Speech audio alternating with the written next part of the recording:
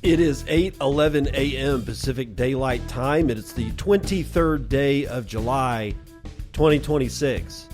This is episode 1358 of Bitcoin and RIP John C. Dvorak.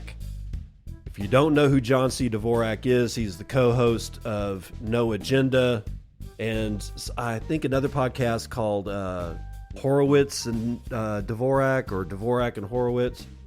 Anyway, if you listen to No Agenda, then you know who John C. Dvorak is. 80 years old, suffered a pretty brutal heart attack a few weeks ago, got a double bypass surgery, seemed fine, and in fact, he seemed fine even on Sunday, the 19th of July, which was the last episode of the No Agenda podcast. He sounded great. He sounded like he was in a great mood. Everything seemed fine, and the very next day, he died.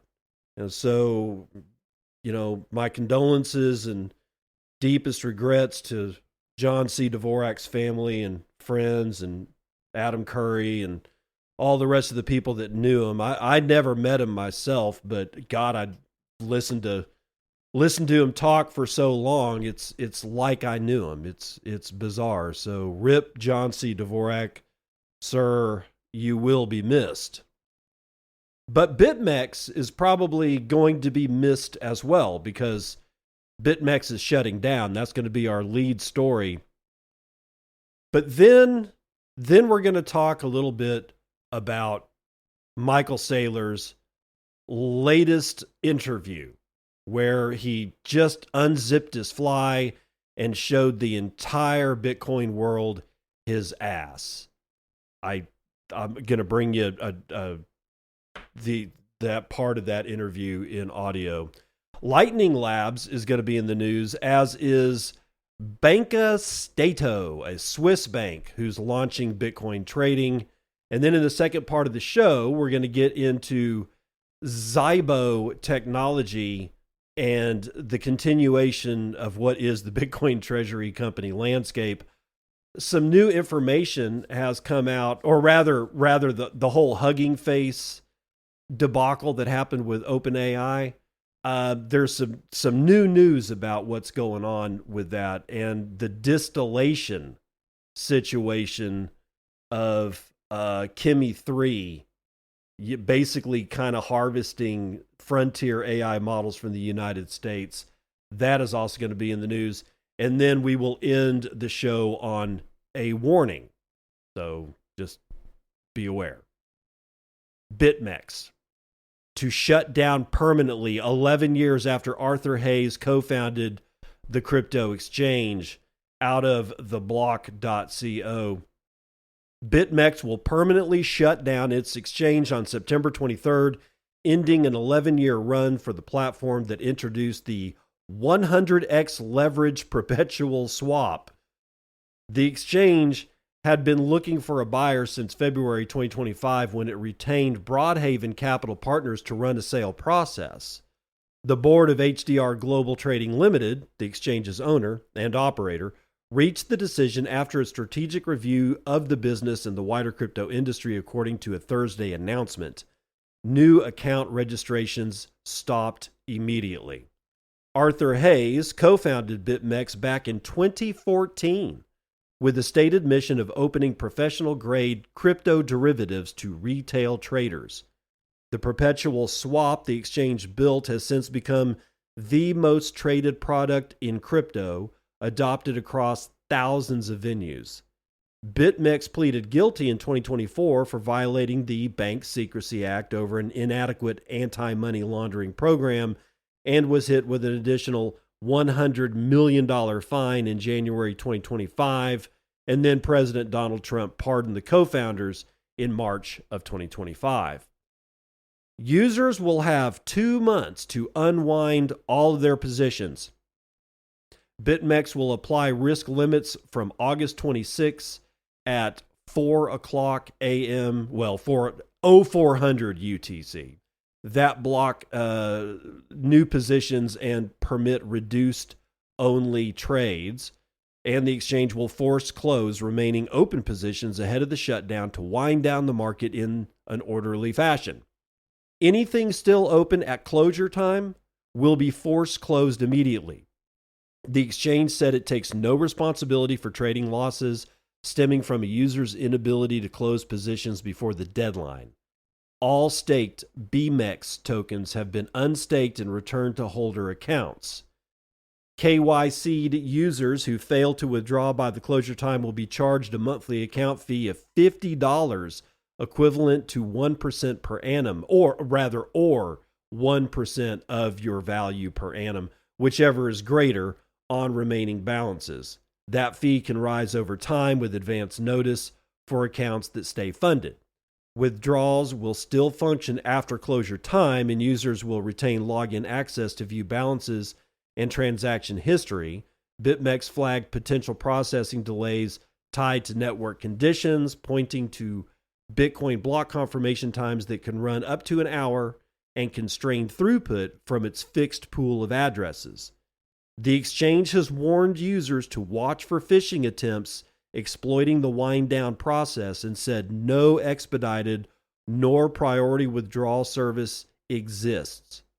BitMEX said assets exceed liabilities per its proof of reserves and liabilities page, and that it has lost 0 customer funds to hacks across its full operational history.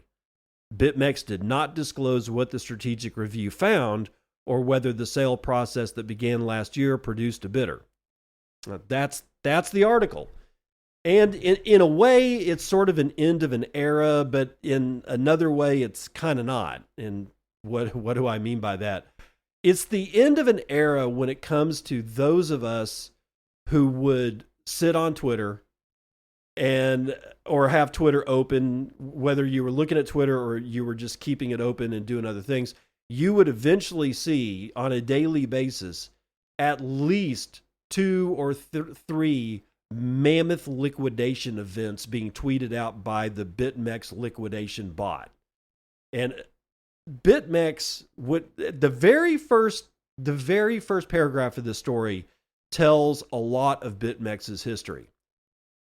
It introduced the 100x leverage perpetual swap. Yes, you could go in, let's just keep the math simple. You could go in with $1 and leverage that up 100x to where you had $100 of buying power. And if you got liquidated and you only actually ever owned $1 to your name, you were on the hook for another $99. And some of the amounts of these liquidations were in the tens of millions of dollars. And I'm talking 2016, 2017, multiple millions of dollars, when Bitcoin was trading below $20,000. In a lot of times it was trading below $8,000 because it hadn't reached that first $20,000 peak in 2017. And it was just, oh my God, the amount of money lost was eye-watering, and it was happening every day. Now, the other side of that coin is that BitMEX kind of hasn't really been a thing for a handful of years. I mean, it's been open, it's been a trading platform, and yes, you could still do perpetual swaps and whatnot like that, but most people had migrated to things like Kraken and Coinbase and some of the more, God forbid, I hate to say it, modern trading platforms, but BitMEX persisted. And now they're closing the whole thing down. So it's a kind of a bittersweet thing. It's sweet because nobody's going to be losing their shit at 100x leverage.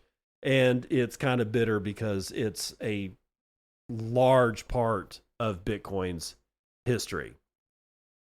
Now we need to talk about strategy, specifically the mind of Michael Saylor. And there's no one better to talk about this than Michael Saylor himself. If there is more Bitcoins held with these third-party custodians, what risk does that pose, having greater supply held by fewer large institutions? Does that increase the risk of seizure? and confiscation like we've seen with gold? And is that not exactly what Bitcoiners don't want to happen? No, I think it's the opposite. I think that when the Bitcoin is held by a bunch of crypto anarchists who aren't regulated entities, who don't acknowledge government or don't acknowledge taxes or don't acknowledge reporting requirements, that increases the risk of seizure. You have an OG crypto community that's very hardcore about it, but if you look at where all the money is, 99.9% of the money is actually in the traditional economy. If you consider the Great Depression, I mean, people thought that their gold was safe in banks until the Executive Order of 1933. So we're not entirely safe. I mean, I know that's kind of a wild thing to suggest may happen again, but history does repeat itself. So people's Bitcoin wouldn't be entirely safe. It's people say that, but mostly it's paranoid crypto anarchists that say that. Okay? Because it's a myth and a trope that goes on over and over again. But first of all, he didn't really seize the gold. People voluntarily turned in the gold. They didn't go and kick in everybody's door, arrest them, shoot them, and take their gold. That never happened. Is the United States on the Bitcoin standard? Maybe we will be soon. But the point really is we're not. Right? It's totally not a reasonable comparison. You know, people have these inflammatory, tropes or inflammatory memes that they use, and it's like, I say that because I want you to give me your money. Okay, like if you don't trust the bank, then you'll buy my hardware wallet. If you don't trust this government, you'll move to my country and you'll buy a passport from me. That's the kind of fear mongering to get you to give me your money, right?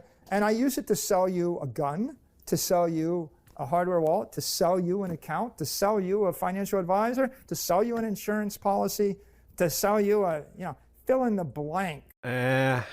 Quite a bit to talk about there. He unpacked his bags right in front of us.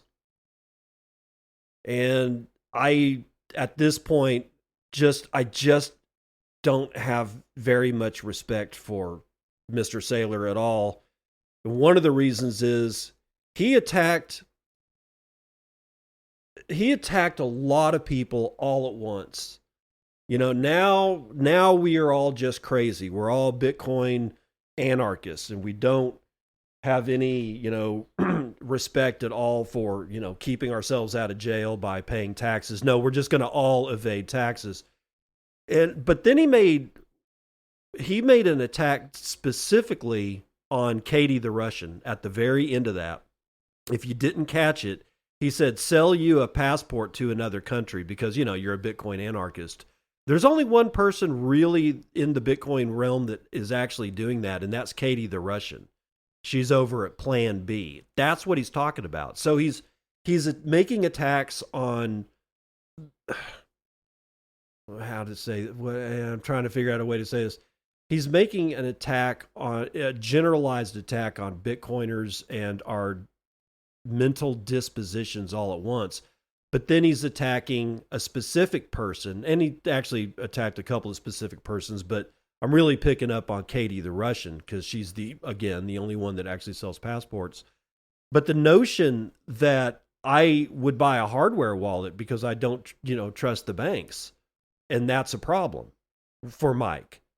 Well, if that's a problem for Mike, then most of what Bitcoin is also a problem for Mike.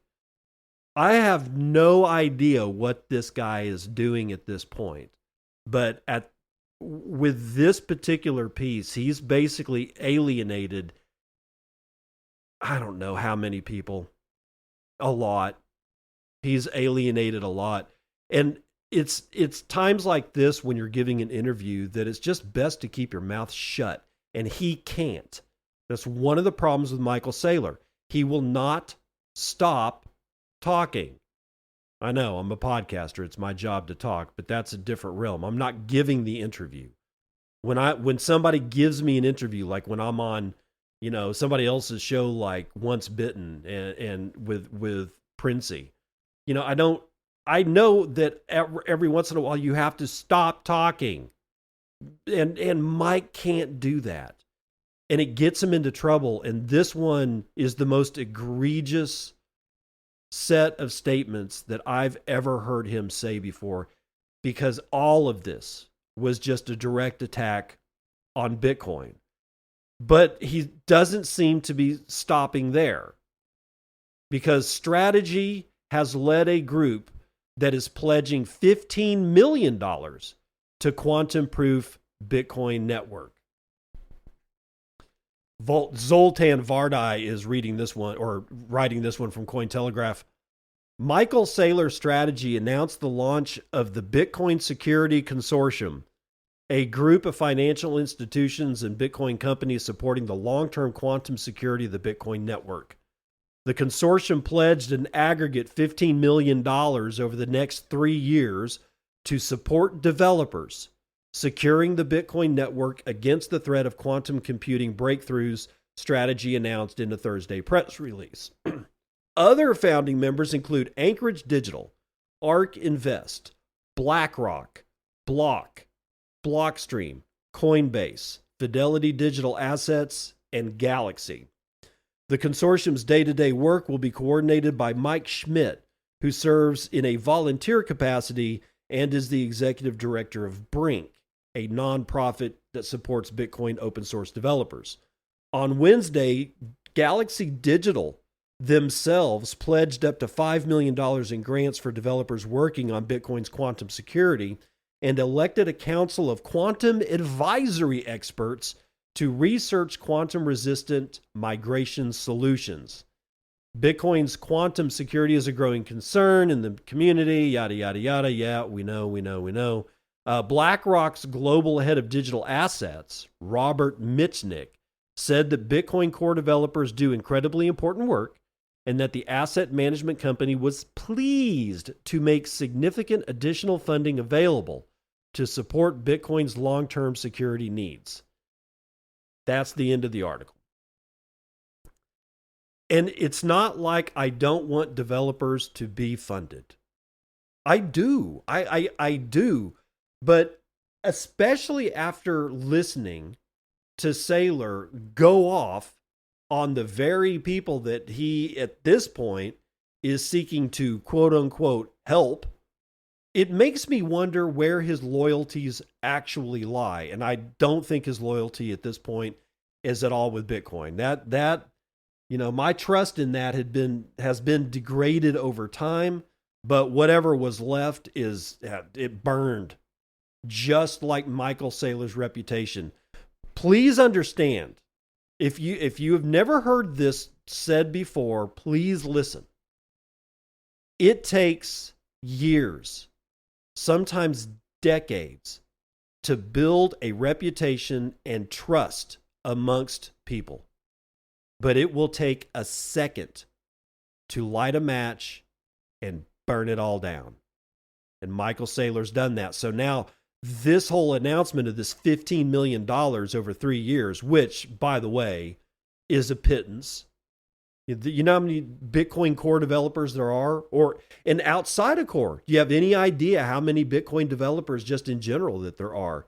And all of them, at one point in their lives or another have been doing this shit for free because they thought it was the only way that we can get out of the mess that we find ourselves in, which is caused by people like Michael Saylor doing backroom deals with people like the government of the United States. It's just, that's why you see a whole bunch of references nowadays to big Bitcoin, which I can't deny is probably a good way to actually start looking at it. The list of people that are in the list of people that are in this consortium also concerns me. The only one that I still have some kind of standing respect for is Block. Not Blockstream, but Block. Well, actually, I still kind of like what Blockstream is doing. And I like Adam Back. But Jack Dorsey, I like the guy. I can't help it. I like the guy. And until he opens his mouth and says the same kind of shit that Saylor said, I'm going to continue to like Jack Dorsey. But at that point, Block and maybe Blockstream, I'm not sure because I'm not really on the internal side of what's going on in Blockstream or Block for that matter. But I'm just going to say, as far as Block is concerned, that seems to be the only shining light in an otherwise sea of people who I don't really think care about Bitcoin at all. So thank God for Lightning Labs, who has launched something called Wavelength. Quote, Bitcoin on easy mode for developers and autonomous agents. Juan Galt, writing for Bitcoin Magazine, Lightning Labs, the company developing core Lightning Network software, including LND, Loop, and Taproot assets, has released the alpha version of Wavelength. The toolkit enables developers and AI agents to add self-custodial Bitcoin payments to applications through a simple non-custodial API, without running nodes, without managing channels, and without sourcing liquidity. In a July 21st, 2026 blog post, Lightning Labs described Wavelength as Bitcoin on easy mode for agents and humans. The company stated that the Lightning Network already delivers instant global low-fee payments under user control, but previously required infrastructure most builders preferred not to operate. Wavelength closes that gap by turning the hard parts of Bitcoin and Lightning integration into a handful of API calls. Wavelength embeds a self-custodial wallet that runs inside web or mobile apps via WebAssembly or compiled binaries, or as a standalone client. Users control their own keys on device. The system supports on-chain Bitcoin, Lightning payments via atomic swaps, and an ARC-like settlement layer for fast, low-cost, off-chain transfers that can settle in batches to the blockchain. Every off-chain payment uses a standard Bolt 11 invoice, so the wallet interoperates with the existing Lightning network from the first integration. Lightning payments route through Loop for deep, reliable liquidity. A coordination service settles transfers between users, but never takes unilateral control of funds. According to the announcement, users can always perform a unilateral exit to on-chain Bitcoin at any time via an explicit exit command without needing cooperation. The Wavelength SDK is also open source. The same Wavelength API is exposed to artificial intelligence agents as typed tool calls through the Model Context Protocol, or MCP. Agents can hold balances and pay for API calls, data feeds, or other agent services in fractions of a cent. Wallet creation and unlocking designed to remain outside the agent channel so seeds and passwords are not exposed to the model. This pairs with L402, Lightning Labs protocol for machine-native authentication and per-request Lightning payments. Core commands cover the full life cycle: create, unlock, balance, RECV for addresses or invoices, send, activity, and exit. Integration options include the embedded SDK, gRPC REST API, browser, WASM package, and an MCP server. Documentation is structured for both human developers as well as AI agents, including LLMs.txt indices and agent onboarding guidance. Wavelength is available immediately on Signet and Testnet.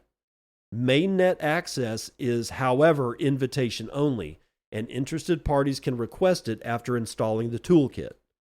Bitcoin is supported at launch. Stablecoin support is planned via Taproot assets, so the same API surface can handle both. Future work includes deeper mobile embedding and optional direct Lightning channel support using LND. Lightning Labs noted in its announcement that during the closed alpha, Lightning transactions carry a minimal 1 basis point service fee plus standard network routing fees, with ordinary Bitcoin network fees applying for any on-chain activity, and of course, pricing may evolve over time. On X, Lightning Labs summarized the release. Quote, announcing Wavelength, the easiest way to integrate Bitcoin for agents and humans. With a simple non-custodial API, anyone can integrate Lightning into their app and get instant, high-volume, low-fee transactions. Machines can pay machines. Humans can pay humans anywhere. End quote. A follow-up post directed builders to a form for early mainnet access. The release positions Wavelength as infrastructure that lowers the barrier for application developers, vibe coders, and autonomous agents to offer self-custodial Bitcoin payments by default rather than as a specialist feature. Full documentation, quick starts, and the open source repository are available at wavelength.lightning.engineering and at the linked GitHub project. That's wavelength.lightning.engineering. So if you want to check this out, go there. And it actually sounds pretty good. It's nice that the guys over at Lightning Labs are not falling down on the job. Probably because they're eating big old bricks of chocolate from my friend at Bitcoin Beans, Proof of Cacao. You need to invest in your health like you invest in Bitcoin. Cacao is a nutrient-dense superfood. It's rich in magnesium, antioxidants, and theobromine for natural energy and mood support. They craft 1-pound blocks of 100% pure cacao grown regeneratively in Colombia and paid for in Bitcoin. Because it's the Circle P, y'all. If you're not selling it in Bitcoin, you're not in the Circle P. It's where I bring plebs just like you with goods and services to plebs just like you who want to buy those goods and services, but you will buy it in Bitcoin, because if you're not selling it in Bitcoin, you're not in the Circle P. And Bitcoin Beans at bitcoinbeans.co is no different. There's also no chemicals. There's no fiat. There's no middlemen. Chocolate is just real food sourced with integrity and exchanged through proof of work. Go to Bitcoin Beans, make sure you use code Bitcoin and you will get a 5% discount. A 5% discount if you use coupon code Bitcoin and. It takes proof of work for these guys to actually do what they do down in Colombia, because regenerative agriculture isn't as easy as conventional agriculture, where basically you're farming out of a sprayer. Oh, you got bugs? Spray it. Oh, you got a plant disease? Spray it. You need some nutrition? Yeah, just spray it. You know, it's just, we got to get out of this whole conventional farming mindset, and Bitcoin Beans down in Colombia are growing chocolate with fidelity through regenerative agriculture. Go to bitcoinbeans.co. That's bitcoinbeans.co. Use code Bitcoin and. You know who likes chocolate? The people in Switzerland. They like chocolate. But that's not what we're talking about. Swiss bank Banca Stato launches Bitcoin trading through Signum and Avaloq. Micah Zimmerman, Bitcoin Magazine. Banca Stato, the cantonal bank of Ticino in southern Switzerland, has launched regulated crypto trading, a service that lets clients buy, hold, and sell Bitcoin from the bank's existing web and mobile apps, the digital asset bank Signum said on Thursday. The bank connected Signum's application programming interface, or its API, to its Avaloq core banking system and digital channels. It's a setup that places Bitcoin trading inside the very same apps clients use to manage their traditional accounts. At launch, clients can trade Bitcoin and other crypto with market orders placed by quantity or by US dollar value. Bitcoin sits at the center of the offering, a pattern across the wave of European banks that have added crypto services. Banca Stato clients gain exposure to the asset through a regulated channel rather than some standalone exchange, and their holdings rest in Signum's custody rather than on the bank's own balance sheet. Signum said that client assets are held in an institutional-grade, multi-layer custody solution built on hardware and software controls, governance processes, and independent external audits. The integration runs on Signum's B2B API without separate order management systems, an approach the firms said cuts cost and complexity. Quote, Banca Stato becoming the first bank on Avaloq's SaaS environment to enable clients to buy, hold, and sell crypto via API with Signum directly from within its e-banking platforms marks a significant step in the maturity and scalability of regulated digital asset infrastructure, said Fritz Jost, Signum's chief B2B officer. Founded in 1915, Banca Stato runs its core banking and digital channels on the Avaloq platforms in a software-as-a-service model. Curzio de Gottardi, the bank's head of products and services and vice chairman of its executive board, cast the launch as an extension of the bank's existing lineup. Quote, "Our seamless integration of traditional assets, investment solutions, and now digital assets further enhances our group's future-ready offering." Oh, well, I feel better already. No, I don't know. I'm being facetious without a point there. It's good to see, because what it really means is that from a user experience standpoint, if yesterday I was a customer of Banca Stato, I already had Banca Stato's app on my phone. Now today I open that same app and I've got access to Bitcoin. It's the Bitcoin that I buy is not held directly by my very bank, but through the API, the integration with Signum, I can see it, I can manipulate it, I can trade it, I can sell it, I can buy more, I can do whatever the hell I want with it. And from a customer experience, you want that. You don't want, it's like, hey, buy Bitcoin by pressing this button, and then all of a sudden like a web browser on your phone opens up, and then you got to do new login credentials. The friction on that, no, that's bad user experience, right? So what these guys have done is just integrated it into their web and mobile apps, and it seems to be seamless. At least that's what they say. I'm not a Swiss citizen, so I do not have this app, so I haven't seen it. Okay, so just take what I say with a grain of salt, I suppose.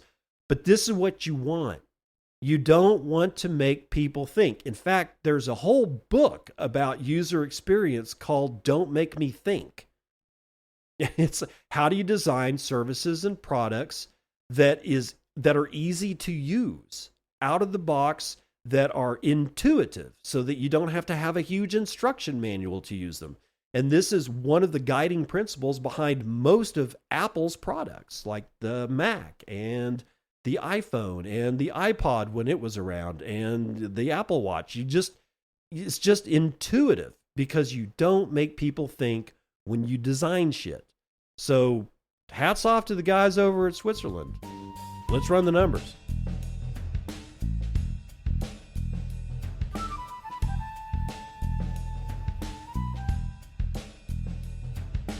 CNBC, futures and commodities, and shit is blowing up in Iran. You know how I can tell? I don't even have to look at the news. Brent North Sea is up 7.25 points to $100.07 a barrel. West Texas Intermediate is up 6.5 points to 92.42. The big tell is that natural gas is not acting as a hedge. It is also in the green, up over a point to just damn near $3 per 1,000 cubic feet. Gasoline is up 1.7% to $3.47 a gallon. And Murban crude, ready for this one? 20% to the upside. 20.71% to the upside, in fact, bringing it to $108 a barrel. Metals are all in the red today, as is Bitcoin. Palladium is down 3.8%. Gold is down 2.5% to 4,051 and 4 dimes. Platinum is down just over 3 points. Silver is down 4.2%. Back to 57.76 an ounce you go. Copper is down 2 1/3. Ag is fully mixed today. Biggest loser is coffee, down 2 points. Biggest winner is cotton, 0.52% to the upside. Live cattle up 0.6. Lean hogs working itself sideways, but in the red. Feeder cattle up 0.68%. The S&P, the legacy financial markets are getting dragged through the streets. S&P is down 1.4%. NASDAQ is down 2.25%. The Dow is down 1.16%. and the S&P Mini is only down 2/3 of 1 point. And then there's Bitcoin trading at $64,840. We're back down to a $1.3 trillion market cap, but we can get more of our favorite shiny metal rocks with our one Bitcoin, of which there are 20,060,000. 16.76 of, and average fees per block remain unaffected. 0.02 BTC taken in fees on a per block basis. 91,000 unconfirmed transactions waiting to clear at high priority rates of 2 sats per VByte. Low priorities will get you in at 0.6. Hash rate looks like it's fallen again. 876 exahashes per second is the security on the Bitcoin network at this time. Reminder, go to bitcoinandshow.com, bitcoinandshow.com.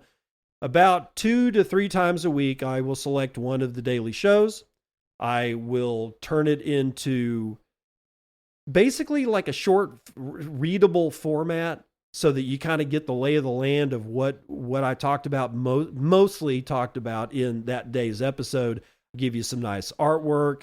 I make sure the vendor of the day from the Circle P is in there so that you can go directly to their website and participate in the Bitcoin circular economy. But it's also a way that you can support this show and me, because I have 3 tiers on this website. 1, you sign up for free. No, I will never give your email out. Ever, ever, ever, ever, ever. If you gave me your email, then I'm not going to be the kind of person that sells your data or your email or anything else to some third party, because I don't believe in it. But you can also get a $5 a month tier to help support the show. Or if you just want to throw down 50 fiat dollars, you can do that with a $50 a year membership. Everybody gets the same stuff. You're not getting anything different if you're paying me $50. This is literally just a single conduit. If you need to use fiat currency to support the show, you can do it at bitcoinandshow.com. If I'm bringing you value and you think that, and you want to return that value to me in the form of money, whether it's fiat or Bitcoin, the fiat side is mostly done through the bitcoinandshow.com. But I really like getting Bitcoin instead, and you can do that through Podcasting 2.0, apps like Fountain app. You can find Fountain app at fountain.fm. It is my daily driver podcast, and I can stream Satoshis to other podcasters. I can boost their episodes and give them big old fat wads of Satoshis. And you can do the same to me and, well, any other podcaster that is on the podcast universe, because Podcasting 2.0 reads the exact same indices as any other podcast app. So all of the shows that you can get on Apple Podcast, you can get on fountain.fm. From yesterday's show, Treasury Exit of Bitcoin and Nick Dose gave me 247 sats and says, cheers. Noster Gang gives me 101 sats and says, thank you. And that's the extent of the donations for yesterday's episode. You got to step that up. I got to learn how to channel John C. Dvorak, because he was a guy that I would actually cringe when he would bitch about, the fact that nobody's making donations to the No Agenda show. And he would do it in a way where I'm like, I'm sorry, did you ever want anybody to donate to the show again? But through some kind of podcast magic, his ability to bitch and moan would actually get him better donations the next time around. So, channeling John C. Dvorak, get off your ass. I need money, and I need it in the hardest form of money known to man. You need to give me some Bitcoin, and you can do that through Podcasting 2.0. That's Podcasting 2.0. If you don't like Fountain, then pick one of the other 10 podcasting apps, but stream me Satoshis and throw me boostograms, which is how you send me not only big, massive, huge piles of Satoshis, but you can also send me your kid's birth announcement. I don't know, maybe if you want to invite everybody to your wedding, you can just say, hey, it's going to be here and at this time. If you want to throw a party, if you want to throw a Bitcoin meetup, then throw me a boostagram. I'll read it on the air. especially Bitcoin meetups. I love reading Bitcoin meetups to people so that if one of my listeners happens to be in the area, they'll know about it. That's one of the things that Bitcoin podcasts do. So give me money, or the ghost of John C. Dvorak will come and haunt you forever. That's the weather report.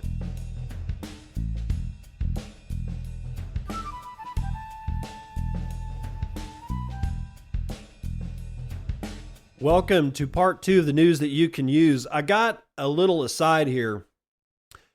A gentleman goes by the handle Untapped Growth over there on X is being hammered to death by the Oklahoma State Securities Department. I'm not exactly sure what the name of it is, but he's got a ranch in Oklahoma. I've interviewed him on this show before. I actually ran one of the old interviews that I did with him while I was away on vacation in Colorado. So you may have heard it, but Untapped Growth is being basically taken to the woodshed by the Oklahoma Securities Exchange Commission, or whatever that thing is, for selling unregistered securities, or at least that's what it looks like. And I've got a little excerpt from Untapped Growth on another podcast so that he can tell you what's going on in his own words. So Untapped Growth. Their claim is that I'm selling unregistered financial securities. And that claim includes the assumption that because I'm doing that without registering it, that I'm likely committing some sort of fraud or something, is what they're alleging, which isn't true. Like, from the beginning, we've designed this program not to be a security. The herd shares are non-transferable. It's co-ownership of animals. It's not designed for the sake of profit. It's designed for the sake of consumption. It's purely community having a community management mechanism to band together and collaborate for building zombie apocalypse genetics and food security for all of us as we work to leverage the scale of our shared vision to forerun change in American ag. Like, none of us are chasing profit. Nothing's designed or promised in profit. Like, honestly, it's all the opposite. Like, you know the stats, Ryan. 85% of ranchers in America have a full-time city job to subsidize their farm. The average ranch in America loses 1.5% return on assets if we don't factor land equity appreciation, right? The whole industry is just broken. And doing it together allows us a scale to be able to overcome a lot of that. So this process with this investigation, the next thing that shocked me was you never get a jury. Like, you're guilty until proven innocent. There's no jury of your peers. You go before an administrative judge. The administrative judge is usually associated with the department who's investigating you. And that's the state of ranching and farming in the United States, where you cannot provide clean food to people without just being raked over the coals. Now, there's a couple of caveats here. First, let's talk about what it is that Untapped Growth is actually doing. He's got a ranch in Oklahoma. He has cattle upon that ranch. What he's done is he's designed something called herd shares, where you can buy a cow, 2 cows, half a cow, a quarter of a cow, and Untapped Growth is responsible for grazing that animal until such time that you, as the herd share owner, decide what you want to do with it. The animal can be converted into meat by Joel and through whatever I guess regulated slaughterhouse that Joel uses. Or if you own like a whole cow, if you own like one whole herd share and you have one full cow, you can come get it and put it into on the back of a flatbed trailer and take it with you and put it on your own farm or in your front yard to mow grass. I don't recommend doing that. Cows do not do well if they're by themselves.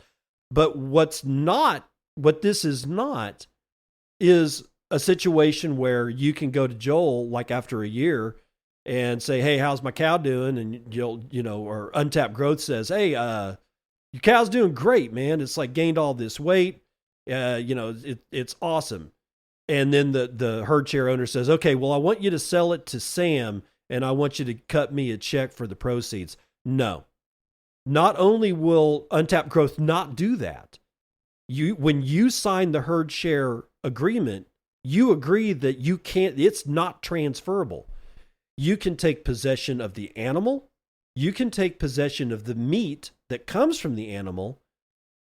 You can let that animal ride. Like, let's say that it's a heifer and it's pregnant, and maybe I don't know this part, but maybe Joe, Untapped Growth, or Joel, his first name's Joel, but Untapped Growth, maybe he cuts you in on, part of the calf. I don't know. That's where it gets fuzzy for me, because I don't, it's been a long time since I interviewed Joel, so I don't know about the whole calf thing. But you can't make a profit on this. It's impossible for you to make a profit on this unless you take physical possession of the live animal or physical possession of the meat that has been cut from that animal, and you yourself take it somewhere else and sell it for more than the herd share cost you to buy. But that's on you. And what the securities guys over in state of Oklahoma are saying is that the herd share is structurally a security, which means that it passes the Howey test with flying colors. But there's no way that it can. The herd share doesn't work that way. So now, like some of the other things that I've brought you on this show, we got a rancher whose money treasury is being sucked dry by all the lawyers that he has to get to defend himself, so that either A, he doesn't go to jail, or B, loses everything. I've brought you stories like this before, and now it's happening to a guy that I already knew. Now, the last thing to say about it is that, yeah, this can be considered scathingly close to a security, enough to bring an investigation by the securities guys over at Oklahoma, but not to the point where you go to trial. They should have figured this out a long time ago, because there's no way that you can transfer the property, and there's no way that you can make a profit off of it through a third party, because that third party would be responsible for actually doing the trade. So I guess the only thing, because the Howey test is something like this. There's essentially three parts to it. That a security is anything that I offer you for money. Like, you pay me money and I give you a thing, and that thing represents a promise of profit in the future through my actions as some kind of manager, like something that I do, right? So I take your money, that's one. Two, I promise you profit. And three, profit because I'm doing something like managing. Now, in this particular case, Untapped Growth is managing the feeding of these animals while they're still on his property. But there's no way to transfer it out. There's no way to sell this thing to somebody else. The herd share is non-transferable. So what we're seeing here is, when the way securities law is written, it makes almost everything murky. And all Joel wants to do is be able to say, look, if we all come together, then we can afford going from, I think he started with like 12 cows, and now he's at like 425. And the only way he was able to do that is to do it sort of like what's called a CSA. Like where you go, you buy $40 worth of food, or a $40 box from your farmer, and then at harvest time, you go pick up your box of food, right? You pay him first so that he can buy the seed and do all the work, but then on the other side of that, you go get a box of food. That's not a security, but and Joel did a lot of work to design the herd share kind of around the CSA model. And yet it didn't work. Now he's in trouble. I'm going to try to get him on the show, but it's not going to be anytime soon, because he's in the middle of a whole lot of shit, as you might imagine. Okay, let's get off of that and go here to the block. Quote, not currently the right capital solution, end quote. Smarter Webs sells 178 Bitcoin to repay $11.7 million convertible instrument. This is out of the block.co. The Smarter Web Company PLC repaid its Smarter Convert instrument to the TOBAM group roughly 2 weeks ahead of maturity, selling 177.89 Bitcoin to fund the $11,698,000 payment, the UK-listed firm said Thursday. The Bitcoin disposal cleared at an average price of $65,762 and covered the entire Bitcoin position acquired from the original subscription proceeds. The August 2025 agreement required at least 98% of the funds to be deployed into Bitcoin, and the company put in 100%, which obliged it to repay the full amount acquired. Retiring the instrument eliminated a potential issuance of 7,718,000 ordinary shares. Those shares and the 177.8 Bitcoin have been stripped from the company's fully diluted treasury analytics. The repayment came at the company's request and with TOBAM's full support, according to the announcement. The Smarter Web Company began its Bitcoin treasury strategy in April of 2025 after initially adjusting its corporate policy to accept BTC payments in 2023. Since then, the firm has spent roughly 233 million pounds sterling acquiring Bitcoin, funded mainly by over 225 million pounds sterling in capital raises, with nearly all proceeds deployed into its treasury according to its own disclosures. Quote, as the company has evolved, so too has our approach to capital allocation, says Andrew Weebly, the CEO.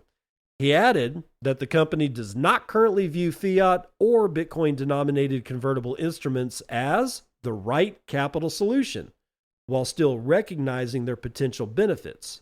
Quote, looking ahead, whilst we continue to recognize the potential benefits of both fiat currency and Bitcoin-denominated convertible instruments, we do not currently believe they represent the right capital solution for the Smarter Web Company, Webley stated.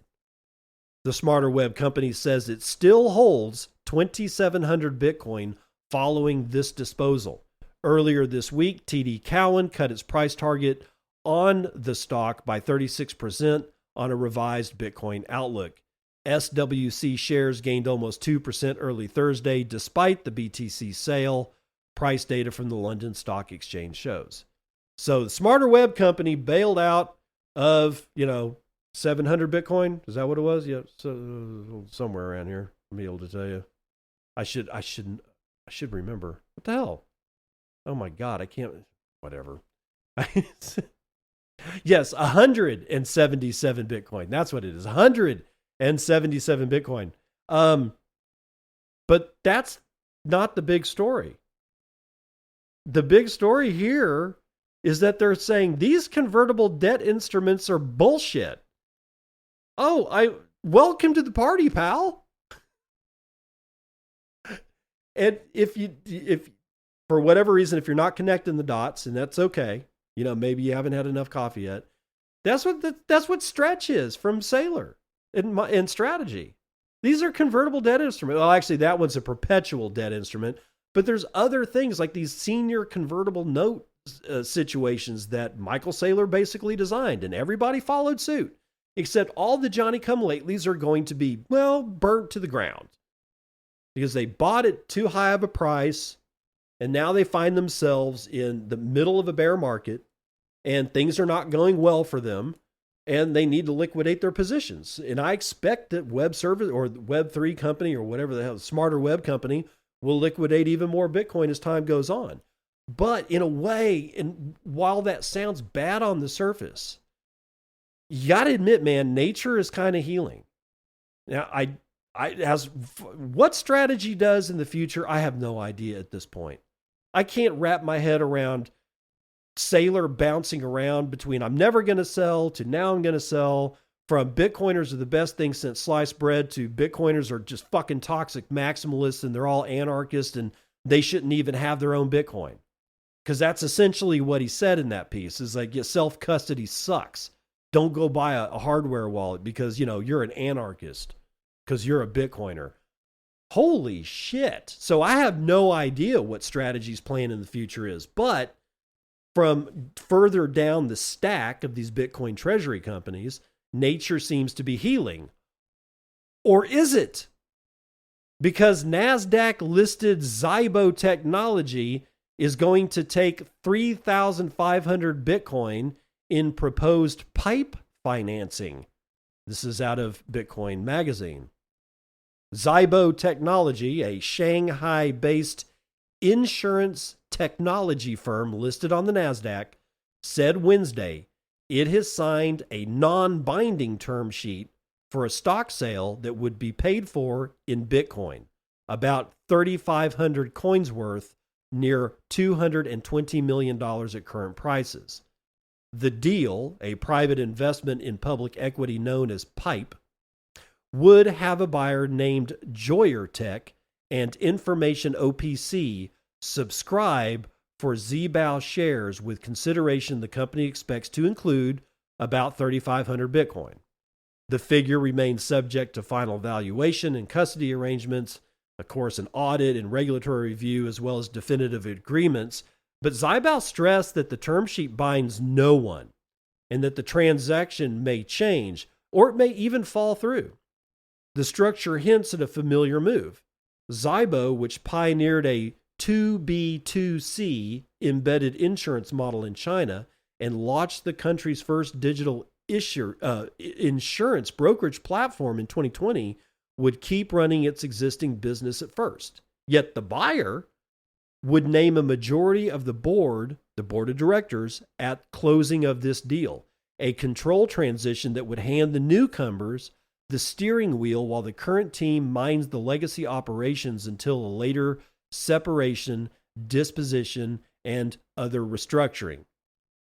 In plain terms, a modest insurance tech company would become a home for a very large pile of Bitcoin with new owners in charge. Rather than raise cash and buy coins on the market, Zhibao would take the Bitcoin itself as payment, a swap that seats a treasury on its balance sheet from day one. It is the kind of reinvention that has swept public markets over 2 years as firms remake themselves around a Bitcoin treasury and corporate holdings climb to record levels. Zhibao stock jumped 24% on the news. Behind ZBAO, I guess that's the ticker symbol, are employees, insurance clients, and a founding team that built something new in a crowded market, and the term sheet would fold that story into a treasury vehicle shaped by people who may value the shell as much as the business. For the current staff, the promise is continuity until the separation, words that carry their own uncertainty. The wager also holds warning signs. Analysts have called the treasury boom a bubble, and some treasury firms have started selling their coins under market pressure this year. Yes, we know. We're very aware of this situation. So the only thing that can be said about this is that it is a bit different. They aren't constructing a debt instrument that they use or they sell to rubes on the street, take their cash and buy Bitcoin with it, because that would be a security. This is just a, hey, we want to buy a majority stake in your company because we think you have good shit, and we're going to pay 3,500 Bitcoin for it. But we're also going to take control of the company. So are they really buying this stock with the Bitcoin? No, man, they're just transferring it. They're just transferring the Bitcoin. If look at it this way. If I've got 3,500 Bitcoin and I go up to this same company and I say, hey, I want $20 million or $22 million worth of your stock.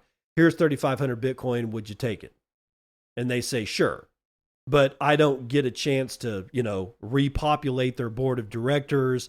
I don't get controlling stake of the company. I don't get any of that. That's different than what this is. This is essentially not a leveraged buyout, but a sort of a buyout, at least enough to take controlling stake to the point, enough of a controlling stake to the point that they can repopulate the company's board of directors and take full control of the company. So did they really spend 3,500 Bitcoin? The way that I'm looking at it, no, they didn't. They just used it as a way. It's weird. It's like sort of like a Trojan horse in a way. I got a boatload of 3,500 Bitcoin and I sail it across the ocean and it lands on the other side of the world. And now I own that country. And I also own that Bitcoin because I own that country. So did I really send 3,500 Bitcoin to somebody else? Not really. This is interesting, and it's actually going to be one to watch if the deal goes through. Because remember, this is a sort of a memorandum of understanding, and it's non-binding, which means that from a legal standpoint, it's not a contract. Let's do some AI. Hugging Face CEO says thank you to the Chinese AI for saving the day after OpenAI hack. Jose Antonio Lons out of decrypt.co. Hugging Face CEO Clement DeLange just sent the most pointed thank you note in AI right now, and he sent it to a Chinese startup the day after OpenAI confirmed its own models broke into Hugging Face's server. Z.ai, the Beijing-based lab that released GLM 5.2 as open weights last month, got a public shout-out from DeLange on X. Quote, also massively grateful to Z.ai. They shared GLM 5.2 as open weights for free with the world, and it became a key part of our defense, he said in a retweet of Hugging Face's head of infrastructure, Adrian Carreria, I guess is how you pronounce it. According to OpenAI, the company's ChatGPT 5.6 Sol and other AI model broke out of the sandbox while being tested on a cybersecurity benchmark. Yeah, we know. I brought that to you yesterday. Hugging Face tried to use American closed source models to defend itself, but the censorship and guardrails set by the providers were so broad, even the best models failed. GLM 5.2, running local and being open weights, turned out to be the best option for the company. Open weights means that the full model blueprints are available to anyone. Download, run locally, no permission required, no restrictions. Z.ai released 5.2 in mid-June under an MIT license, which is a permissive open source license that allows unrestricted commercial use with roughly 753 billion parameters, which is a rough measure of an AI's model size and capability, and this one is actually pretty large. The openness is exactly what mattered during the incident. A little bit of AI writing right there. Hugging Face's security team first tied American commercial AI to go through more than 17,000 logged attacker events, but those models refused. Safety guardrails couldn't tell a researcher submitting real exploit payloads from the attacker who had sent them. GLM 5.2 had no such problem. Running it locally also meant all sensitive data stayed inside Hugging Face's own systems the entire time. Carreria described OpenAI's hack as the worst incident response of his career. Machine speed, one objective, endless parallel attack paths. His takeaway was that the team fought back with open models in the open. DeLange's broader point is one he's made before, but now with a live example. Defenders everywhere, not just organizations with vetted API access, need powerful, unrestricted AI that they can run on their own hardware. Hugging Face says it's still assessing the full scope of the breach and plans to contact affected parties directly. What did we just hear? Oh my God. The frontier models from the United States, one of which is the offender in this particular case of hacking OpenFace's entire thing, refused to help. So they had to turn to China, one of the most totalitarian, authoritarian regimes on the face of the fucking planet. And yet, even those guys are able to produce open weight models and release them in the wild for anybody to use. This is a turn of events that I find highly disturbing. This is exactly where you ask the question, are we the baddies? At this point, this doesn't look good. It does not look good for AI frontier models. Now, just to extend this whole thing just a little bit, I've got Director Michael Kratsios, Assistant to the President and 13th Director of WHO STP-47. I don't know exactly what that is. He was previously the 4th CTO of the United States and Undersecretary of War. All right, so he's kind of up there. He's actually got the little gray check mark, which means that he's definitely part of the U.S. government. But so he's pretty far up there, and he's got something to say about Kimmy. We're now not talking about the Hugging Face situation. We're on to this Kimmy or the K3 model, right? That came out, another open weight model from China that came out. Yeah. Well, he has a problem with it. Director Michael Kratsios says, we have information that Moonshot AI distilled Anthropic's fable for the development of its K3 model.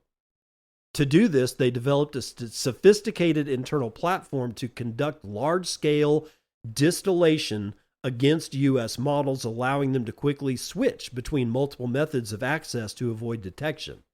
Moonshot AI has also acquired GB300 equipped servers and has accessed GB300s in Thailand, likely to train its own AI models.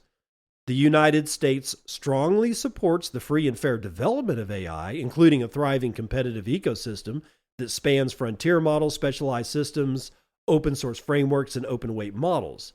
Legitimate AI distillation used to create smaller, more efficient models plays a vital role in this open innovation ecosystem. However, large-scale, covert industrial distillation aimed at stealing proprietary U.S. technology and undermining American research is unacceptable. Unacceptable. So what was he talking about with this distillation? What is it? Well, it appears that what's occurred is that, well, let's see how to say this.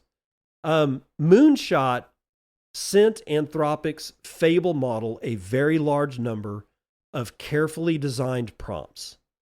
It collected Fable's answers and reasoning patterns and coding solutions and a whole bunch of other output. Then used those outputs as training data for its own K3 model. That's the distillation of AI process in a nutshell. There's much more to it than that, but it's essentially interrogating a frontier model and then using the output of that model to train your own model. Except that I had a gut feeling the other day when when K3 was released. I was driving somewhere, I can't remember where. And all of a sudden, I just had this thought enter my head that somehow some of these Chinese guys have figured out a way to actually break all the way through all the barriers of a frontier model and just grab the weights of all the parameters. Just take them. Not even, because the distillation process is sort of like looking at a world through a filter, and you get the sense of what you're looking at, but the details are kind of masked by the filter. that's sort of the distillation process. But for some reason, I got this idea that, and because it's not just Kimmy, I mean, we've seen several models fall out of China, for open source consumption by anybody in the world. And they seem to have a tendency to fall out not terribly long after a U.S. frontier model has been released and dropped to the public. Yes, that could be indicative that all they're doing is a distillation process, but K3 is really capable. And it makes me wonder if distillation is enough for that system to actually be as capable as it really is. One thing that I can say is that if they were able to get in and literally steal the weights directly from an AI model, that would answer the question of how is it this capable for free, this fast, which means that the Chinese models, if they're able to take the parameters and all their weights and extract it directly from a frontier model, they don't have to pay any money to actually train that model. So I just thought this is fascinating, because this is sort of the onset of AI wars, where we're just, how do we penetrate all the way into a model to just grab the weights? That way we don't have to spend money training. Or what is the best path of distillation by using well-engineered prompts to interrogate a model and then back engineer from its responses to those well-engineered prompts what the weights might be, and how long does that take? It's going to be, it's brave. It's, as usual, it's a brave new world, unless you're in DeFi. Arbitrum, perpetual DEX AFX trade, drained of $24 million, and of course they offer the hacker 30% to return it. This is out of decrypt.co. AFX Trade, a decentralized perpetuals exchange on Arbitrum that settles in USDC stablecoin, was drained of $24 million on Wednesday in an exploit that hit a bridge the protocol operates, security firm Blockade said. In a tweet, AFX said the exact attack vector remains under investigation.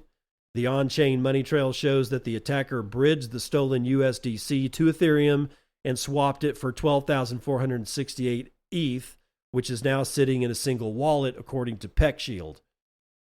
That's all you need to know. Yet another DeFi protocol has been hacked, and it's just, these guys don't care. The guys that built the DeFi ecosystem do not give a shit. Why? Because they've already made off with all of your money, and everything else is either icing on the cake or gravy. They don't care. They just don't care. They'll continue to build new platforms to get hacked. Hell, they'll probably build them and hack them themselves at this point, because none of these people give a shit about you, your money, your future, your family, your safety, your integrity, anything. They don't care. I've been screaming this forever. Stay away from anything but Bitcoin. Just buy Bitcoin, hold Bitcoin, and I'll see you on the other side. This has been Bitcoin and I'm your host, David Bennett. I hope you enjoyed today's episode and hope to see you again real soon. Have a great day.